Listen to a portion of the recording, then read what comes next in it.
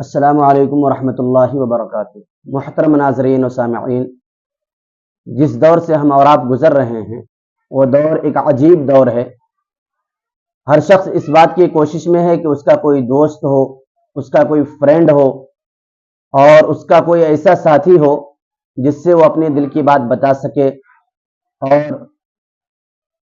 اس سے دلی یارانہ تعلق ہو۔ ہر ایک شخص چاہتا ہے۔ اب ایک سوال یہ ہے کہ ہم دوست کس کو بنائیں اور کس شخص پر اعتماد کر کے اپنے دل کی بات اس کو کہیں اور اپنے دل کی بات اس سے شیئر کریں۔ خلاصہ کلام نچوڑ یہ ہے کہ ہمارا دوست کون ہو، کس کو ہم اپنا دوست کہیں اور کس سے ہم دوستی نبھائیں اور دوستی اختیار کریں۔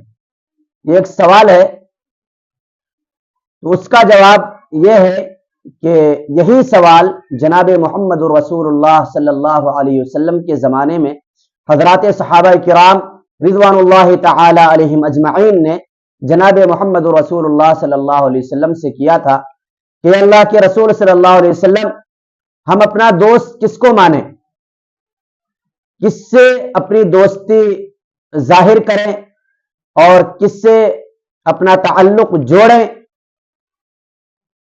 تو آقا علیہ الصلوۃ والسلام نے صحابہ کے جواب میں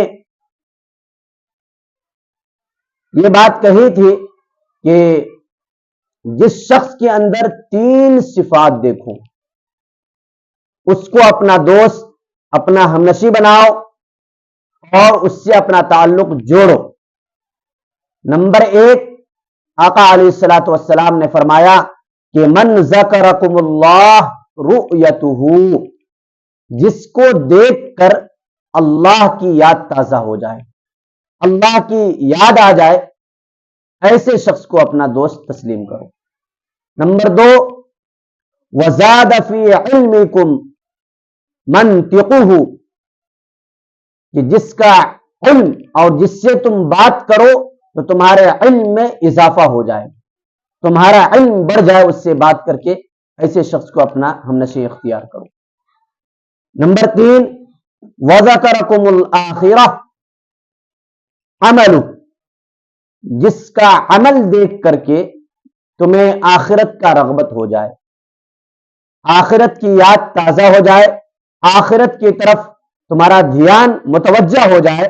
تو آقا علیہ الصلوۃ والسلام نے گویا دوست کے 3 صفات بیان فرمائے۔ نمبر 1، جس کو دیکھ کر کے اللہ یاد آ جائے، جس سے بات کر کے تمہارے علم میں اضافہ ہو جائے۔